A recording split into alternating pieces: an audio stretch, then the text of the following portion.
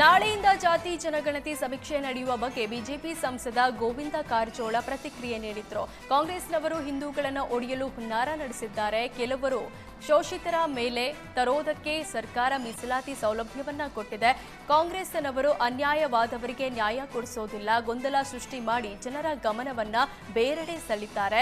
ದಲಿತರಲ್ಲಿ ಕ್ರೈಸ್ತ ಅಂತ ಹೊಸ ಜಾತಿಯನ್ನ ಸೃಷ್ಟಿ ಮಾಡಿದ್ದಾರೆ. ಸಿದ್ದರಾಮಯ್ಯ ಸರ್ಕಾರ ಸಾಂವಿಧಾನಿಕವಾಗಿ ಆಡಳಿತ ಮಾಡ್ತಿಲ್ಲ ಅಂತ ಬಿಜೆಪಿ ಸಂಸದ ಗೋವಿಂದ ಕಾರಜೋಳ ಆಕ್ರೋಶ ಹೊರಹಾಕಿದ್ದಾರೆ. ಜಾತಿ ಜನಗಣತಿಗೆ ಬಿಜೆಪಿ ಎಂಎಲ್ಸಿ ರವಿಕುಮಾರ್ ತೀವ್ರ ವಿರೋಧ ವ್ಯಕ್ತಪಡಿಸಿದ್ದಾರೆ. ಸರ್ವೆ ಮಾಡೋರಿಗೆ ಇನ್ನೂ ತರಬೇತಿ ನೀಡಿಲ್ಲ. ಕಾಂಗ್ರೆಸ್ ನಾಯಕರು ಇಷ್ಟೊಂದು ತರಾತುರಿಯಲ್ಲಿ ಯಾಕೆ ಸರ್ವೆ ಮಾಡ್ತಿದ್ದಾರೆ ಎಂದು ಪ್ರಶ್ನೆ ಮಾಡಿದ್ದಾರೆ. ನಾಗಮೋಹನ್ ದಾಸ್ ಸರ್ವೆ ಮಾಡಿ 2 ತಿಂಗಳು ಆಗಿಲ್ಲ. ಬ್ರಾಹ್ಮಣ, ಕ್ರಿಶ್ಚಿಯನ್, ಒಕ್ಕಲಿಗ, ಮಡಿವಾಳ, ಲಿಂಗಾಯತ, ಕ್ರಿಶ್ಚಿಯನ್ ಸೇರಿ 13 ಹೊಸ ಜಾತಿ ಸೃಷ್ಟಿಸಿದ್ದಾರೆ.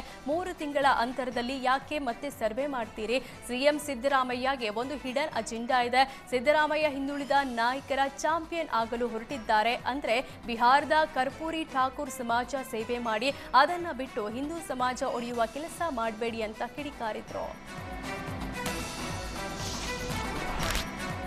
ಶಿಕ್ಷಕರಿಗೆ ದಸರಾ ಹಬ್ಬ ಮಾಡಲು ಅವಕಾಶ ಕೊಡದೆ ಸಮೀಕ್ಷೆ ಮಾಡಿಸುತ್ತಿದ್ದಾರೆ ಎಂಬ ಬಿಜೆಪಿ ಆರೋಪಕ್ಕೆ ಶಿಕ್ಷಣ ಸಚಿವ ಮಧು ಬಂಗಾರಪ್ಪ ತಿರುಗೇಟು ಕೊಟ್ಟಿದ್ದಾರೆ. ಬಿಜೆಪಿಯವರು ಗಣೇಶ ಹಬ್ಬ ಬಂದ್ರೆ ಗಲಾಟೆ ಹಬ್ಬ ಮಾಡ್ತಾರೆ. ಸಮೀಕ್ಷೆ ಮಾಡೋದು ಅಗತ್ಯವಾಗಿದೆ. ಶಿಕ್ಷಕರನ್ನ ಬಳಸದ ಹೊರತು ಬೇರೆ ಪರ್ಯಾಯ ವ್ಯವಸ್ಥೆ ಇಲ್ಲ.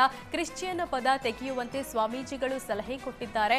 ಆ ಬಗ್ಗೆ ನಾನು ಕೂಡ ಸಂಪುಟ ಸಭೆಯಲ್ಲಿ ಪ್ರಸ್ತಾಪಿಸಿದ್ದೇನೆ. ಬಿಜೆಪಿಯವರು ಹೇಳೋದೆಲ್ಲವೂ ಸುಳ್ಳು. ಬಿಜೆಪಿಯವರು ಗೊಂದಲ ಮೂಡಿಸುವ ಕೆಲಸ ಮಾಡ್ತಿದ್ದಾರೆ. ಬಿಜೆಪಿಯವರಿಗೆ ಏನಾದರೂ ಮಾಡಿ ಸಮೀಕ್ಷೆ ನಿಲ್ಲಿಸಬೇಕು ಅಷ್ಟೇ. ಬಿಜೆಪಿಯವರು ಹೇಳೋದೆಲ್ಲ ಅವರಪ್ಪನಾಣೆಗೂ ಸತ್ಯ ಅಲ್ಲ ಅಂತ ಕಿಡಿಕಾರಿದ್ದಾರೆ.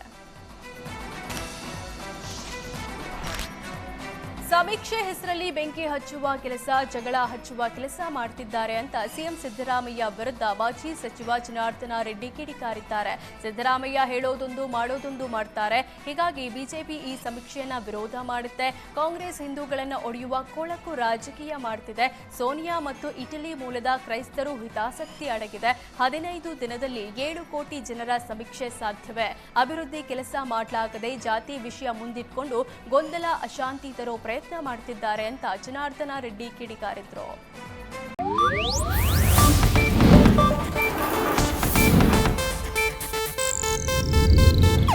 ಇದು ಏಷ್ಯಾನೆಟ್ ನ್ಯೂಸ್ ನೆಟ್ವರ್ಕ್ ಪ್ರಸ್ತುತಿ.